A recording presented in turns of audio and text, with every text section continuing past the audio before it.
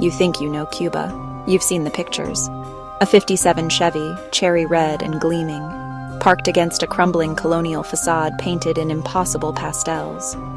The smoke from a fat cohiba curling into the thick, humid air. The flash of a dancer's skirt in a dimly lit bar. The rhythm of salsa spilling out onto the cobblestones. All of that is real. It hits you the moment you step out of Jose Marti International Airport. The air is different here, heavy with salt, exhaust, the sweet, decaying scent of history. It's a full frontal assault on the senses, and it's magnificent. This isn't a theme park. This is a country, a people, a story still being written. Let's be clear, the beauty is intoxicating, but it's not the whole story. That perfectly restored classic car? It runs on ingenuity. It runs on smuggled parts. It runs on a mechanic's prayer. That stunning colonial building? Its grandeur is a ghost. Its paint peels to reveal layers of neglect, not apathy, necessity. You will feel this contrast everywhere. Culture shock matters. Reconcile vibrant, life-affirming spirit with stark daily realities. It's beautiful and heartbreaking, often in the same breath.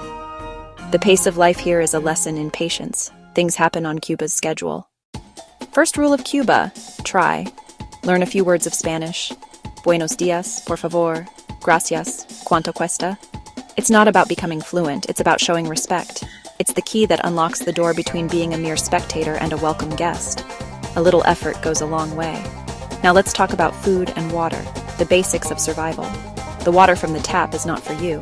Don't even think about it. Stick to bottled water, always. Check that the seal is intact before you buy it. This is non-negotiable. When it comes to eating, the game has changed. The best food is found in paladeras, privately owned restaurants, often run out of a family's home. These are the places where you'll find real Cuban cooking, made with passion, and the best ingredients the chef could get their hands on that day. Look for the spots that are busy with locals, not just tourists. Ask your casa particular host for a recommendation. Forget your credit cards. Forget Apple Pay. Cuba is a cash society. Let me repeat that.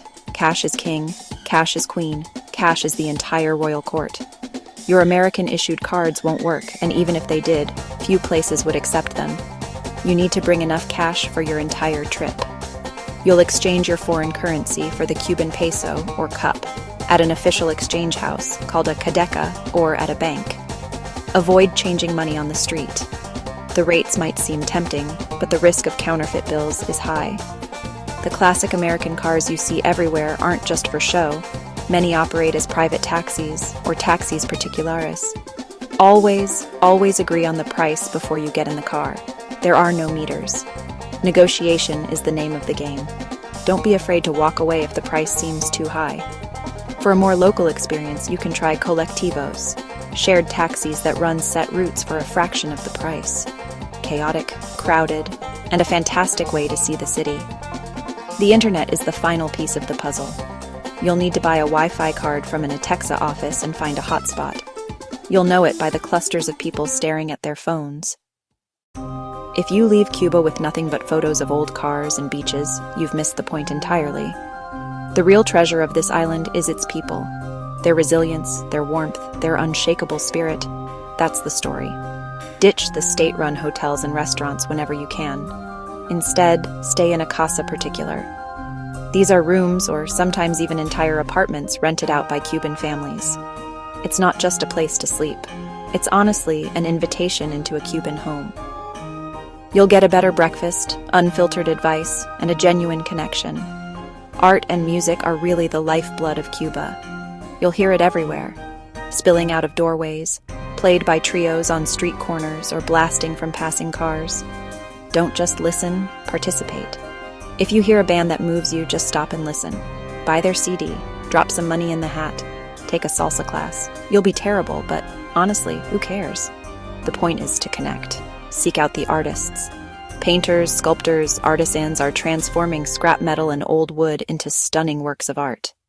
Buying a piece of art directly from the person who created it is one of the most powerful ways to support the local economy. Explore the local markets. Buy some fruit. Try a fresh squeezed guarapo.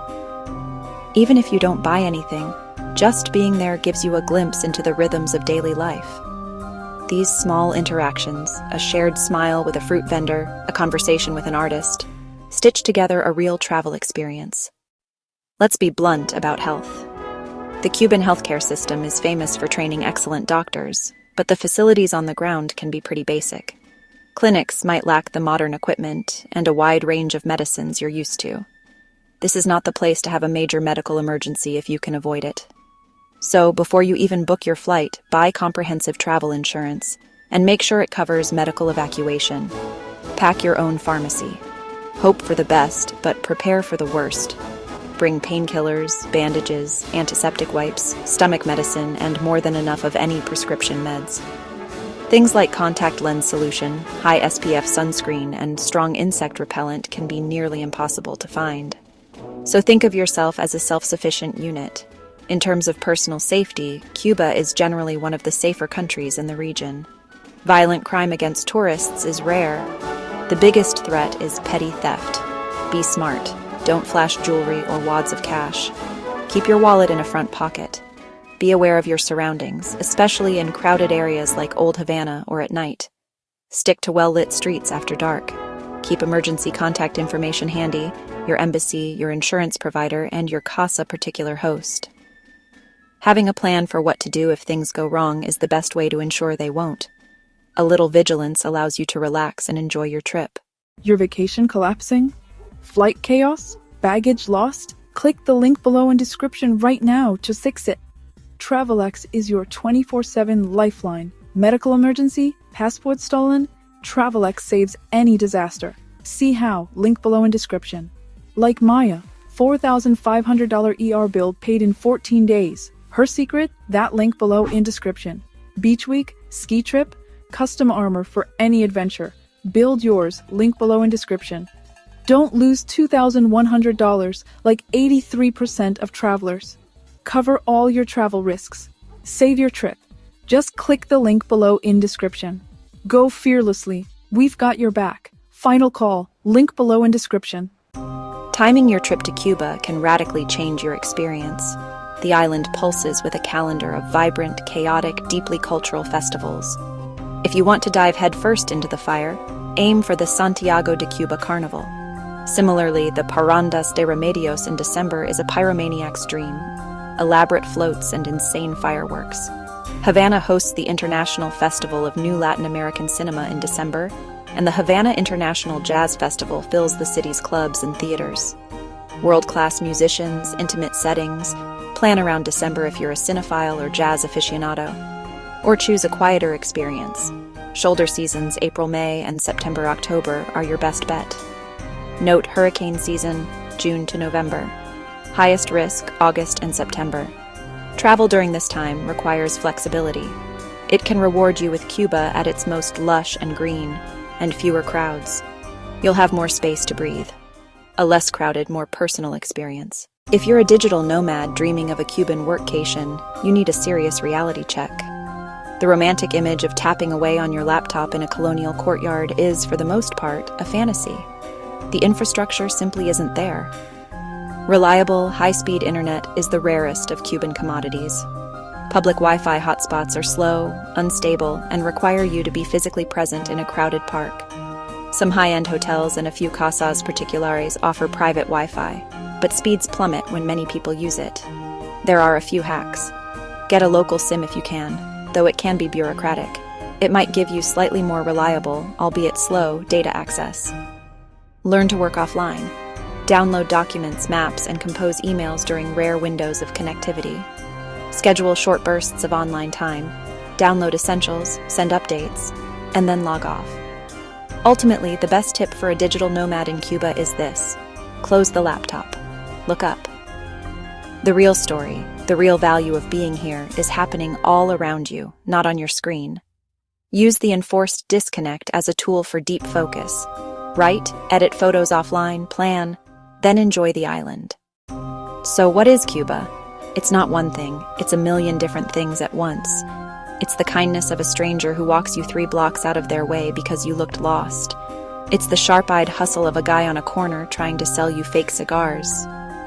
It's the taste of a perfect, simple plate of black beans and rice. It's the frustration of waiting 2 hours for a bus that never comes.